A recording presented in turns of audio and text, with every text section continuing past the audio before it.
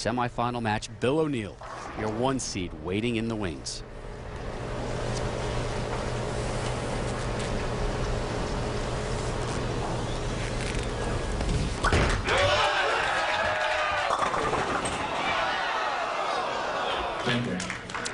And Rob, an interesting strategy to look for. Sean Rash is the higher seed. He gets the choice of starting lane. He chose to let Chris start, which means Barnes will finish the match on the right lane. Barnes is a perfect 7 for 7 on the right lane. Barnes has to take care of this single pin spare, though, first. Last time these guys met was at the Chameleon Championship. Barnes was your 3 seed, but it was Sean Rash who was victorious, 227-175, a match where Barnes absolutely fell apart, with a lot of people questioning his approach to the lanes as Barnes steps up and fires at the 10th, and they've had some footing issues there at the end, but it didn't affect the result he needed. And now the intro for your 2 seed. The number 2 player is a 4-time PBA Tour champion, including 1 major. From Montgomery, Illinois, Sean Rash. That's odd to hear Montgomery, Illinois. Sean just moved to the Chicago area from Wichita, where he has lived since he was raised in Anchorage, Alaska. First 18 years of his life in Alaska before going to college at Wichita State. It's a pretty looking strike. That is a good looking strike from Sean Rash, and here's the arsenal he brought with him to the lanes today. And like most of the players, with the exception of the 2-hander Osku Palermo, they're going with their strongest hook rating ball. Sean Rash playing the lanes completely different than Chris Barnes. Obviously a higher rev rate, so he is quite a bit left. We'll see how that affects the shot that Chris Barnes is playing. But remember what we saw when Bill O'Neill ran the ladder at the Viper Championship. Everybody played way in. Bill O'Neill stayed to the right.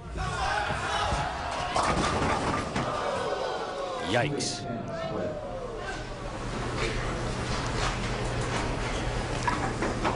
Well, Sean was looking back at something or someone in the crowd like he was distracted on this shot. Anytime you see the follow-through go that far to the left, it's usually an indication. There you go. He's looking at somebody. I don't know if he's looking directly at Chris.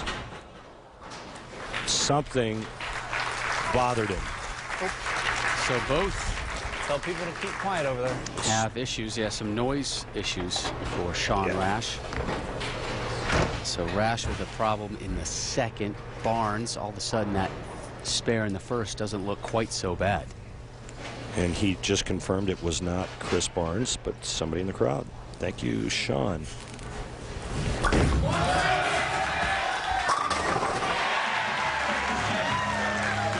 Well, he's got a nice blueprint from yesterday on how to play the lanes, and he's executing brilliantly right now. 9th on the career earnings leader list at $1.8 million. Will take home $50K today should he win. And look at the discrepancy between the left and the right lane in the strike category. That is startling.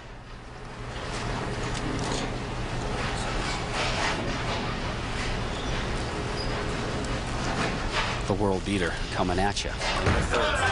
Look out. Messenger nestles against the 10. And wow, both guys really struggling here in the semis, early stages. Yeah, and the struggles are on the left lane early on. Good news for Chris Barnes. He gets to finish the match on the right lane. Loses this one off his hand just a little bit. We saw that with 2 shots yesterday. I asked him after yesterday's telecast, Chris, what happens when you lose the ball to the right like you did right there? He says, you know, quite honestly, I'm not sure. Open frame, unable to convert that one, and some anger for the first time in about 24 hours from Chris Barnes. Again, he has just had a cakewalk through his first 2 matches. A, he's been dialed in. B, his opponents have given him huge openings. Again, He won yesterday by 71 pins. His first victory today versus Oscar Palermo was by 70 pins. This the first time he's been tested at the PBA World Championship. Sean Rash, almost the Big Four. And Sean looking at back-to-back opens unless he can fire one at the 610 and hope one of them bounces out and takes the 4 out. I've never seen it made on television. The Big Four only made once on television by Walter A. Williams Jr., but not a good start in opening 3 frames for Sean Rash. Strike, open frame, down 11. He needs to regroup here in the 4th. And Sean, the last time we saw him on television, was brilliant. The Chameleon Championship when he beat Oscar Palermo, Chris Barnes, and Wes Malott before losing to the eventual champion Scott Norton. Come on. Only trailing by 11, though, with back-to-back open frames. Not a pretty scoreboard when you see lots of circles around numbers.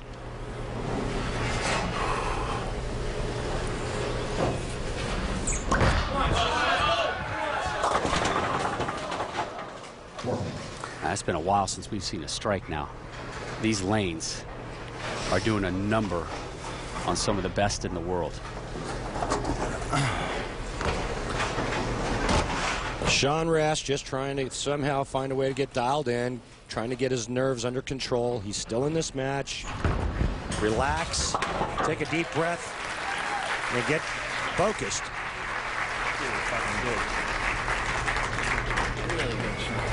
Chris Barnes coming off of the 210 split in the 3rd frame. All it was an errant shot. I think he's got a pretty good idea of what his ball's going to do when he lets go of it. He just has to make the shot. Yeah, both are struggling. You get the sense, though, Barnes may be a slightly bit more dialed in. I agree.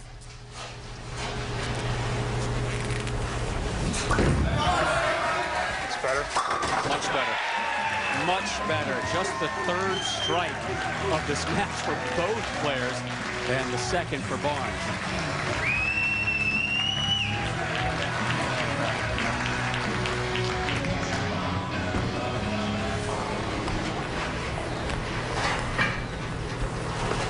We have yet to see a pair of strikes here in the semifinal. Barnes with an opportunity here in the 5th. Left lane has been troublesome for him. Spare open frame here in this match on that left frame or left lane.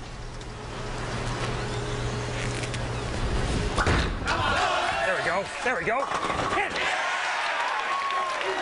Boy, he put a nice touch on that shot, Rob. He got it in just a little bit, but he gave it a little extra speed. It held its line, and he got into the switch zone for a nice double.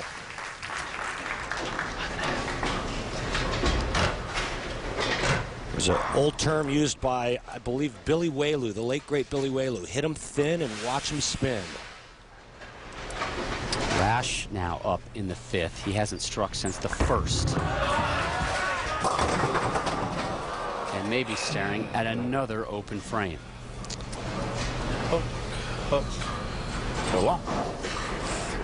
Well, all he did was make the right adjustment and throw it good off of the last shot on the right lane where he went through the nose.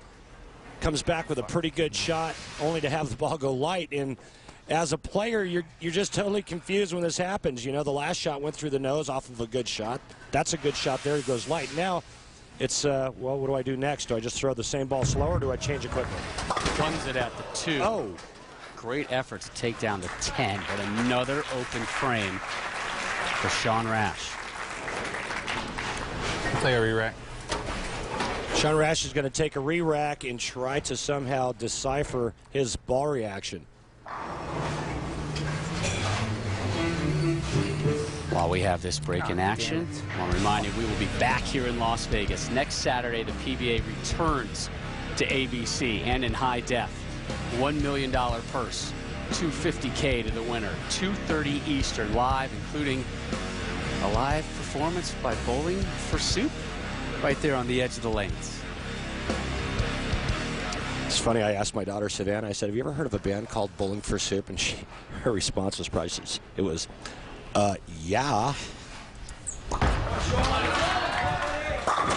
Much needed strike for Rash. Rash has not won a tournament since he claimed his only major, the USBC Masters in '07. His quest to end his 3+ year drought continues when our coverage of the PBA World Championship resumes. The semifinal match between Chris Barnes and Sean Rash has produced 4 open frames, 3 of them from that man, Sean Rash. This is the conversation he had just moments ago with his coach. Too much friction. I feel too much friction in the front. I mean, the first frame I got left and it actually held, so I was like, all right, good. I even moved off the first frame because I felt the hook in the front. But I know, but you're really, really soft. You're really you're really making it hook. Well, that was the smart change, was that one. Yeah, I mean, I think it's a good change. Sean conversing with Chuck Gardner, Brunswick representative, and his coach. It's amazing some of the lingo and jargon that go back and forth between players and coaches. Man, if you're not around the sport a lot, you could get lost.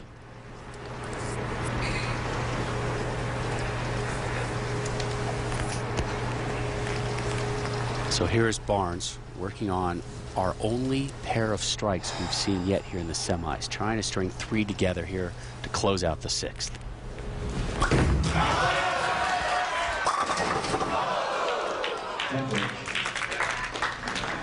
I'll tell you, you can see just in the body language of Chris Barnes how bad he wants another major championship. He loves this shot off of his hand, only to watch a vicious ringing 10 as the 6 goes flying around it. Now, Barnes did miss a single pin spare in our last match. The match was already in hand.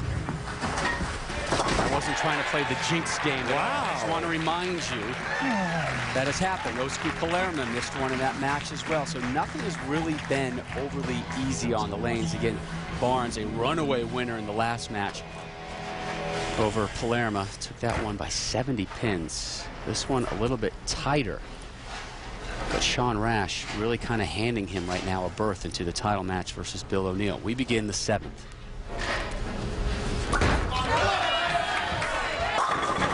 There, the 10 dropping. That time the 6 goes around, the 10 catches just enough of it. A little bit more. Get back to it that much. There we go. Chris Barnes out there just chopping wood right now. Sean Rash finds himself in a 33-pin hole. Now the change was Sean Rash going to the same brand of bowling ball, but a fresher cover stock with a different layout.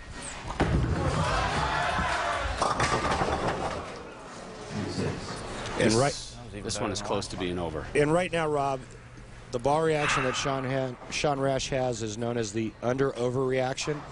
When he gets into the dry part of the lane, it overreacts. When he makes an adjustment and moves deeper, it underreacts. And it's one of the worst things you could have in bowling.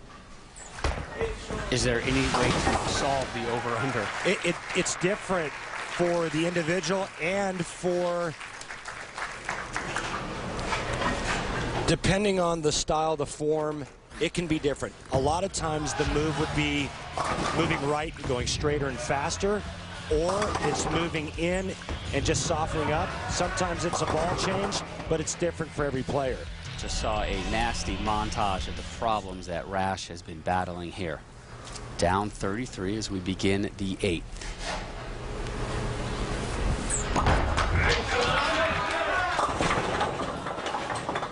Just ugly. Yeah, this is painful to watch for him because you know he's a wonderful talent who really wanted a good run here to kind of prove to people that he's back. Again, you see that started his career with 7-0 on television. That's how he won his 4 titles. There's a great pickup. It's not going to do much, but it will provide a slight hint of pain relief. It serves as a nice transition for us to take a look at our Bear Trusted Pain Relief Replay, brought to you by the makers of Bear Aspirin. That's the first kind of nasty split he was able to clean up here. It's the washout he took care of in the 8th. Barnes up in the 8th. And his second collection of spares. What's interesting to me, Rod, is that Sean Rash is a power player, but you have to be watching what's going on and who's having success out on the lanes. And that person is this guy right here, Chris Barnes. And watch the way he's playing and attacking the oil pattern. Bill O'Neill said, you got to go straighter on this pattern whenever possible. Sean Rash chose to get way inside and try to stay to the left of Chris Barnes. And right now he's shooting 160. Strike here will just about do things. DUN done. So it's not that Chris Barnes hasn't earned the right to move on, but certainly his competition has really wilted while he's been able to stand up so far. Reminiscent of what we saw when Bill O'Neill, there it is right there. You see the move? He moves right, goes to a weaker ball, and he's right in the same zone that Chris Barnes is in. We saw Bill O'Neill do it when he won the Pepsi Viper Championship, when he averaged 240 and the opponents averaged 190. Bill O'Neill stayed right of all the big power players on that telecast, and he blew the opposition away.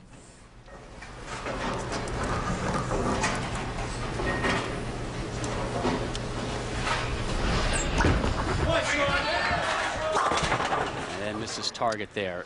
Threw that one hard. Sean has checked out and he's focused on the TOC right now. But let's flash back to some happier moments in Sean Rash's life. Shelley, can we go back to November? And there it is, an image taken literally just seconds after Sean proposed to his now fiancée Sarah. They were in Rome at the top of the Basilica overlooking St. Peter's Square. They've been dating for just over 4 years. Sarah in attendance here, and Sean actually tipped me off before he went to Italy. It was a hell of a lot better than today was. That he was going to propose to Sarah, and we were able to claim those pictures from his bride-to-be just today. Great moment. There's the smile, and there is Sarah looking on. And is she getting a little teary-eyed? Well, her Chicago Bears are winning. You got to look on the bright side of things, my friend, right? Not really, because it didn't pay the bills today.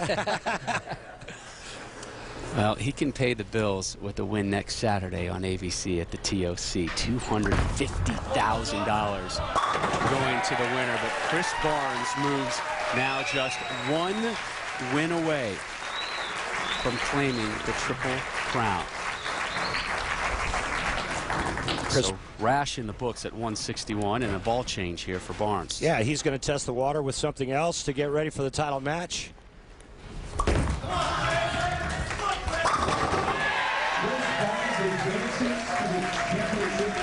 So Barnes in the books for another title match. It will be his 35th of his career when we return. A look ahead to next Saturday's TOC on ABC and a preview of our championship match when we return to Vegas.